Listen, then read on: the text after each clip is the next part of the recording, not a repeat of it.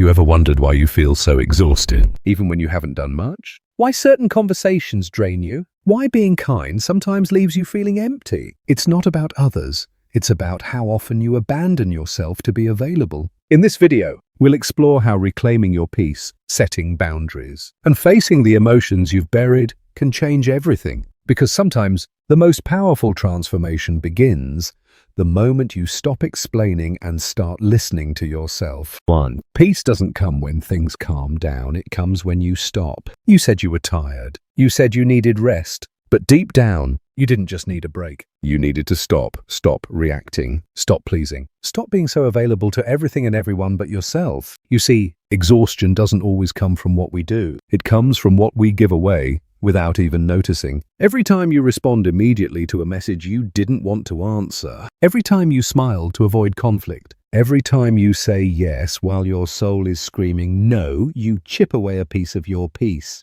And then you wonder why you're so tired. Why the silence at the end of the day feels heavier than rest. We're taught that availability is love, that being kind means being accessible, that we must be present, responsive, involved. But no one teaches us the cost of always being on. Carl Jung once said that every external conflict is first an internal one. When you constantly react, you're not choosing, you're surviving. You're being pulled by invisible strings, others' moods, expectations, demands, and slowly, you start losing the one thing that makes life feel alive, your center. Stillness is not passivity. It's not weakness. It's sovereignty. It is the quiet, deliberate act of returning home to yourself. When you pause before reacting, when you choose silence over the urge to explain, when you leave a room instead of trying to fix the energy in it, that's not retreat, that's presence. But this isn't easy, especially when you've spent your life playing the role of the available one, the one who always shows up, who holds space,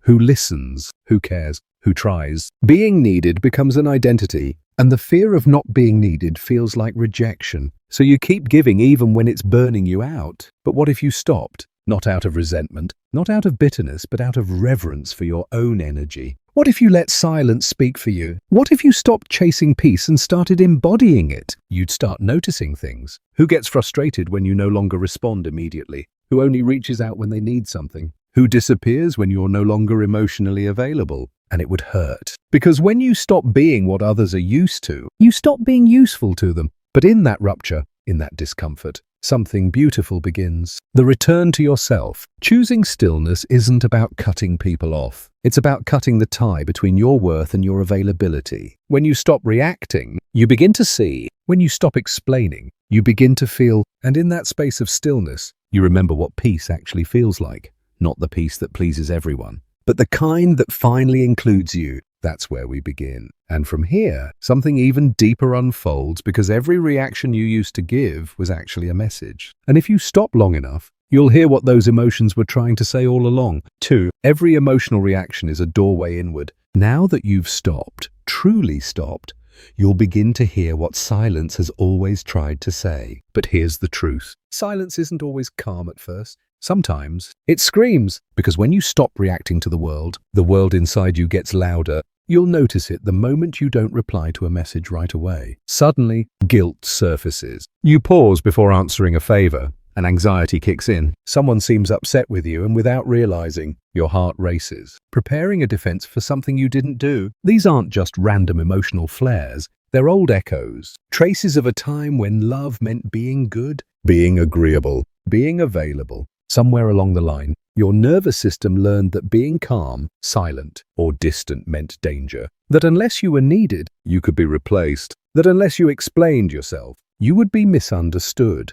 And misunderstanding felt like abandonment. That's why stopping feels like self-betrayal at first. But it's not betrayal. It's revelation. Every emotional reaction is a doorway. Anger isn't always aggression. It's often unspoken exhaustion. Anxiety isn't always fear. It's sometimes the buried weight of trying to please everyone. Guilt isn't always a signal of wrongdoing. It's often the residue of being taught that your needs come second. Carl Jung believed that these intense emotional triggers were not problems to eliminate, but messages to understand. Your emotions are not enemies. They're messengers of the self you've neglected. And when you stop reacting long enough, you can finally hear them. Ask yourself, why do I panic when someone pulls away? Why do I feel the urge to over-explain myself? Why do I get angry when someone doesn't appreciate my help? Chances are, it's not about that moment. It's about a version of you, perhaps a much younger you that never got to speak, that never got to be angry safely, that never got to rest without guilt. And every time you react without reflection, you silence that part of you again. But when you stay, when you feel it, when you hold space for the uncomfortable emotion instead of pushing it away, that's when you meet yourself. That's when healing begins. Think of it like this. If you constantly run from fire alarms without checking the room, how will you ever know if there's a fire or just burnt toast? Most of your reactions aren't to people. They're to unhealed patterns inside you. The other person only triggers what already lived there. So now, with this awareness, you don't have to fear your feelings anymore. They aren't there to destroy you. They're there to point you back home.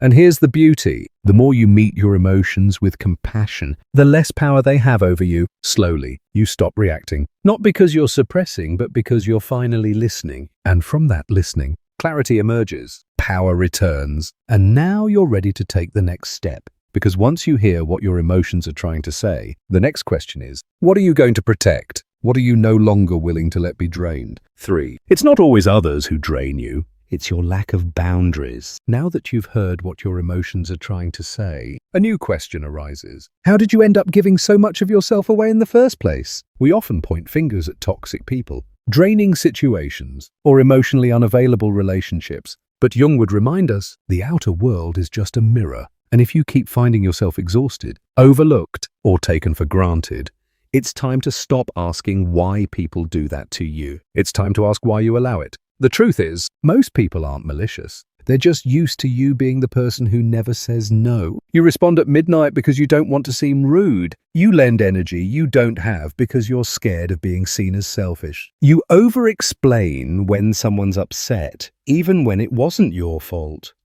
Because being misunderstood feels more dangerous than being drained. But every time you say yes while your body says no, you abandon yourself. Boundaries aren't walls to keep people out. They're bridges. Clear invitations to meet you in a way that doesn't cost you your peace.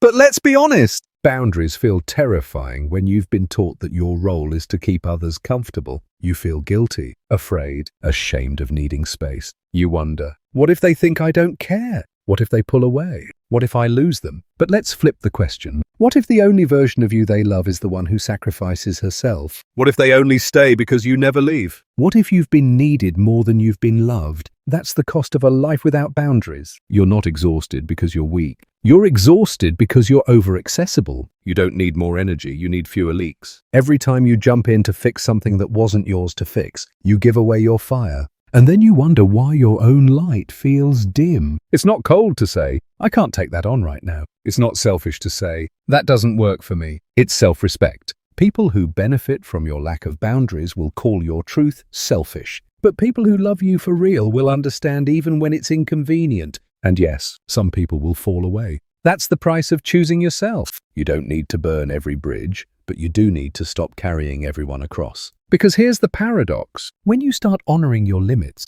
you don't lose people.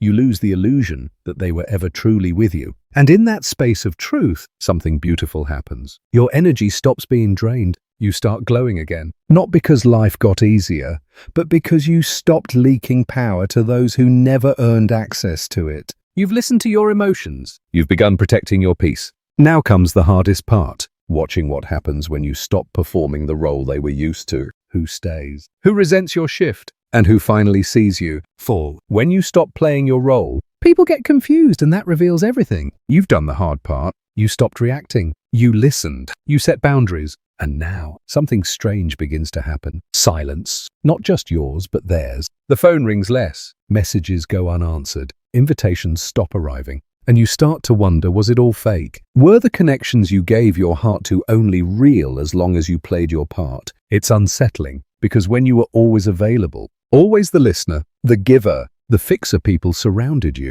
But now that you've become selective, Now that you no longer over-explain, over-give, or overstay, something has shifted. You're no longer predictable. And for those who relied on your predictability, that feels like a threat. Here's what's happening. You've disrupted the emotional economy. The version of you that made others feel secure, the one who always answered, always said it's okay. Even when it wasn't, that version was a service. It made them feel seen, held, powerful, understood. But when you stopped performing, they didn't just lose access. They lost a mirror. Carl Jung said that people don't see you as you are, they see you as they are. So when you shift, when you stop mirroring their expectations, their projections collapse. And that's uncomfortable. Not because you did something wrong, but because your growth forced them to face what they didn't want to look at in themselves. Some will call you cold. Others will say you've changed, and they'll be right, you have. But what they won't admit is that what's really changed is their ability to control you. This is the part no one talks about in healing. The grief of realizing how many connections were built on your emotional availability, not your essence. You'll start to see who came close because of what you offered, not because of who you truly are. And that hurts. But here's the quiet truth. When you stop being who they need, you start seeing who really sees you. Some people will walk away. Let them! Because they were never really walking with you. They were walking with the version of you that served them. Others will stay, but differently. They'll start learning your new rhythm. They'll begin respecting your pauses. They'll stop demanding explanations for your silence. They'll ask, not assume. And those are your people. You're not becoming distant. You're becoming true. And not everyone is ready for your truth, especially if they only ever knew your performance. Let the silence filter. Let the discomfort do its work. You don't need to chase, explain, or fix. You've already done your part. You're not here to make others comfortable with your boundaries. You're here to make peace with yourself. Because the ones who are meant for you will never require you to shrink back into who you fought so hard to outgrow. Now, in the space that's left behind after the noise, the loss, the grief, comes something deeper. Not just stillness, but solitude. And in that solitude, you begin not just to let go, but to return. 5. Solitude isn't the end of connection. It's the beginning of becoming whole. After the silence, the grief, the unraveling, what remains? You, not the version of you who smiled through exhaustion, not the one who held space for everyone but herself, not the one who was loved for her usefulness, but the real you, raw, honest, alone but not lonely. Because this kind of solitude isn't absence, it's presence. For the first time in your life, you're not performing. You're not reacting. You're not adjusting to someone else's pace. You're simply here, and it feels strange. At first, the quiet is deafening. You miss the chaos not because it felt good, but because it felt familiar. You miss the noise, the notifications, the constant urgency to prove yourself valuable. You miss being needed even though it drained you. But stay, because something is unfolding in that stillness. Carl Jung believed that individuation, the process of becoming whole, can only begin when we separate from the collective, when we stop identifying with the roles we were assigned and start becoming who we were always meant to be. That doesn't happen in the crowd. It happens in solitude. This is where you meet the parts of yourself you forgot. The little girl who was always too sensitive, the teenager who never fit in, the woman who learned to silence her intuition to be liked. They all return not to haunt you, but to be held. And in that holding, you begin to reassemble, piece by piece. You reclaim your lost self. You start doing things not for approval, but because they feel right. You rest without guilt. You say no without a novel of justification. You speak without rehearsing your tone. You feel without apologizing for your depths. That's not arrogance. That's alignment. You're not above others. You're just no longer beneath yourself. And here's the miracle. When you return to yourself, the world begins to reflect that return. Not immediately, not loudly, but subtly, powerfully. You meet people who don't need to be rescued, but who know how to hold space. You create without asking if it's good enough. You walk into rooms and feel present instead of performing. And most importantly, you no longer abandon yourself to be chosen, because you already chose you. This is the rebirth, the old version of you feared. The life beyond the emotional chaos, the selfhood beyond people-pleasing, the peace that doesn't come from being quiet, but from finally being heard by your own heart. You didn't lose yourself. You were simply buried under layers of reaction, obligation, and fear. Now you rise not as a better version of what others wanted, but as a truer version of who you were always meant to be. So when the world says, "You've changed," smile gently. They're not wrong. You've changed the terms. You've changed the rhythm. You've stopped dancing for their comfort and started moving to your own inner music. This is solitude, and it is sacred. Not a punishment, but a portal. Not a goodbye to connection, but a homecoming to yourself. And from this home, you will begin again. Not to prove, not to perform, but to live whole, free, and finally, at peace.